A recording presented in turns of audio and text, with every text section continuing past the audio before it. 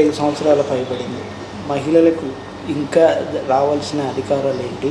చట్టసభల్లో ఇంకా 33% రిజర్వేషన్ అమలు కాలేదు. ఇంకా మహిళలకు స్వేచ్ఛ కానీ ఫ్రీడమ్ ఏ విధంగా ఉంది? మీరేం చెప్తారు? 75 సంవత్సరాలుగా మహిళల కోసం ప్రతి ఒక్కరూ పోరాడుతూనే ఉన్నారు. ప్రతి రాజకీయ పార్టీ మహిళల కోసం అది చేస్తాం ఇది చేస్తామని చెప్తున్నారు, కానీ ఎవ్వరు సరిగా చేయట్లేదు. 70 సంవత్సరాలు అయినా సరే మహిళలు మహిళల పరిస్థితి ఎక్కడ వేసిన గొంగలు అట్లనే ఉన్నది. ఇప్పటికీ కూడా వాళ్ళ డ్రెస్సింగ్ స్టైల్ పైన కానీ ప్రతి దాని మీద కామెంట్ చేస్తారు. మహిళలకి ఒక అట్టడుగు వర్గ స్త్రీని, ఒక అట్టడుగు వర్గ అమ్మాయిని 4 సార్లు ముఖ్యమంత్రి చేసిన ఘనత బహుజన్ సమాజ్ పార్టీది.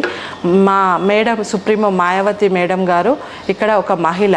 తను ఎన్నో కష్ట నష్టాలు కోర్చి మన భారతదేశంలోనే అతిపెద్ద రాష్ట్రమైన ఉత్తరప్రదేశ్ రాష్ట్రానికి 4 టైమ్స్ ముఖ్యమంత్రిగా పనిచేయడం జరిగింది. కాబోయే ప్రధానమంత్రి కూడా. ముఖ్యంగా మా పార్టీలో చూసినా కూడా మహిళా ప్రాధాన్యత ఎక్కువ ఉంటుంది. మహిళలు స్టేట్ కమిటీలో, జిల్లా కమిటీలో, జోనల్ కమిటీలో ప్రతి చోట ఉంటారు.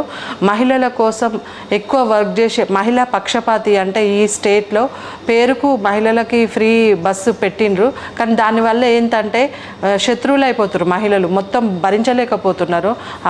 జెంట్స్ అయితే ఇంకా కొన్ని రోజులు ఇట్లనే కంటిన్యూ చేస్తే కొడతారు కూడా మహిళల్ని, జెంట్స్. ఎందుకంటే ఆ విధంగా ఉన్నది. మేము డబ్బులు తీసుకొని ప్రయాణిస్తున్నాం, మీరు ఫ్రీగా అట్లా అది కాదు కదా పునర్నిర్మాణం అంటే. వాళ్ళ కాళ్ళ మీద వాళ్ళు బ్రతకాలి. నువ్వు మంచి ఉద్యోగం, మంచి చదువు ఇచ్చి, మంచి జాబ్, మంచి ఉపాధి ఇస్తే వాళ్ళు ఫ్రీగా ఎందుకు బస్సులలో ట్రావెల్ చేస్తారు? వాళ్ళే ఓన్గా 4 వీలర్ తీసుకొని వెళ్తారు కదా. ఆ విధంగా మీరు ఎందుకు, ఈ పాలకులు ఎందుకు ఆ విధంగా చేయరు, ఆ విధంగా ఎందుకు ఆలోచించారని మేము ప్రశ్నిస్తున్నాం. కాబట్టి మహిళల అభ్యున్నతి కావాలి, మహిళల అభివృద్ధి కావాలన్నా కూడా బహుజన్ సమాజ్ పార్టీ అధికారంలోకి రావాలి.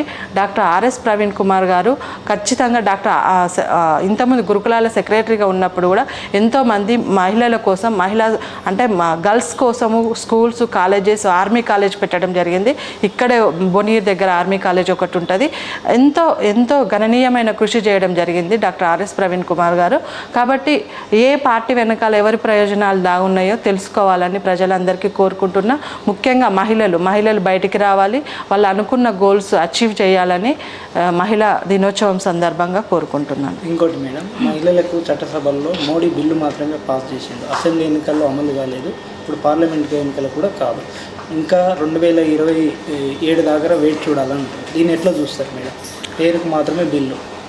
ఎంతో ముందుకు బాబాసాహెబ్ అంబేద్కర్ గారు తను రాజ్యాంగ రచన చేసినప్పుడే హిందూ కోడ్ బిల్లు అమలు చేయాలని అప్పుడే చేయడం జరిగింది. అప్పుడు కాంగ్రెస్ పార్టీ అడ్డుకోవడం జరిగింది.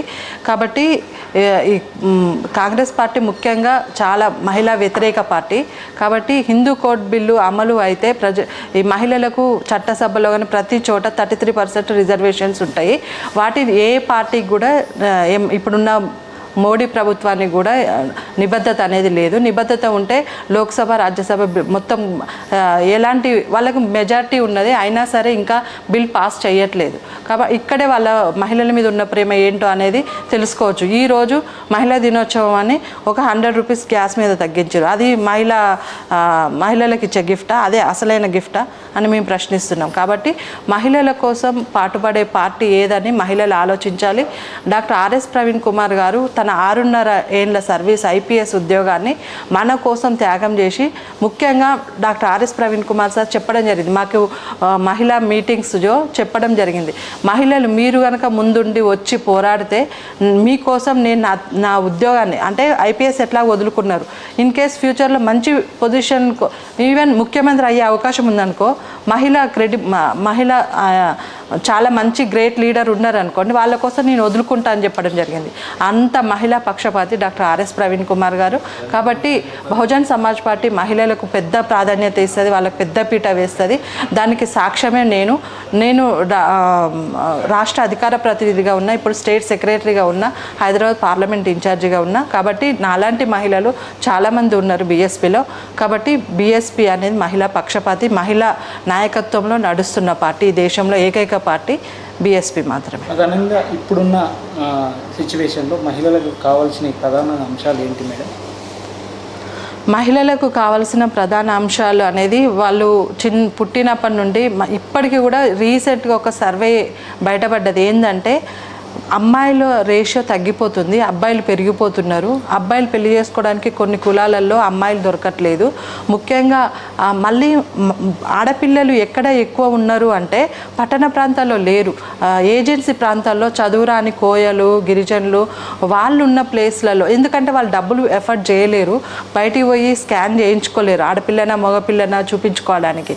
అదే ఇక్కడ ఉన్న వాళ్ళు అయితే డబ్బులు ఖర్చు పెడుతున్నారు, ఆడపిల్లనా మగపిల్లనా చూపించుకుంటున్నారు, ఆడపిల్ల అయితే అబార్షన్ చేయించుకుంటున్నారు. కాబట్టి అది చాలా దారుణమైన పరిస్థితిలో ఉన్నారు. కాబట్టి ఆ ప్రభుత్వాలు ఇనిషియేషన్ తీసుకొని ఆ టెస్ట్ అనేది చేయకుండా చేయాలి. ఎంత డబ్బులు ఇచ్చినా సరే, ఇప్పుడు డబ్బులు ఇస్తే 20-30 వేలు ఇస్తే స్కానింగ్ సెంటర్లో మేల్ బేబీయా ఫీమేల్ బేబీయా చెప్తున్నారు. అట్లా ఫీమేల్ బేబీ ఉంటే ఎడ్యుకేటెడ్ పీపుల్ అయినా సరే రిమూవ్ చేస్తున్నారు, అబార్ట్ చేసుకుంటున్నారు. కాబట్టి దానివల్ల ఆడపిల్లల రేషియో తగ్గిపోతుంది. వాళ్ళు ఎనిమిక్గా ఉంటున్నారు. రాష్ట్ర వ్యాప్తంగా కానీ దేశవ్యాప్తంగా కానీ ఆడపిల్లలకి చాలా మంచి చదువునిస్తే అబ్బాయిలు కాదు కదా ఇంకా అందరినీ మించి వెళ్ళగలిగే పొజిషన్లో ఉండగలుగుతారు. దానికి గ్రేట్ ఎగ్జాంపుల్ గురుకులాలలో ఆడపిల్లలకి హార్స్ రైడింగ్ కానీ, బైక్ రైడింగ్ కానీ, 4-వీలర్ రైడింగ్ కానీ, పూర్ణ మాలవత్ అనే 13 ఏళ్ళ అమ్మాయిని ఎవరెస్ట్ శిఖరం ఎక్కించిన ఘనత డాక్టర్ ఆర్ఎస్ ప్రవీణ్ కుమార్ గారిది. అట్లా చాలా ఆర్మీ ఆఫీసర్స్ని చేసిండు. ఇప్పుడు మొన్న నందిని అగసార నందిని అని ఒలింపిక్స్ మెడల్స్ తెచ్చుకున్నది. అట్లా చాలామందిని చేస్తున్నాం. కానీ ముఖ్యంగా ఆడపిల్లలకు కావాల్సింది వాళ్ళకి తల్లిదండ్రులు ప్రేమగా చూసుకుంటారు, కానీ వాళ్ళకి స్పెషల్గా వాళ్ళకి కుల మతాలతో సంబంధం లేకుండా ఎడ్యుకేషన్ కావాలి.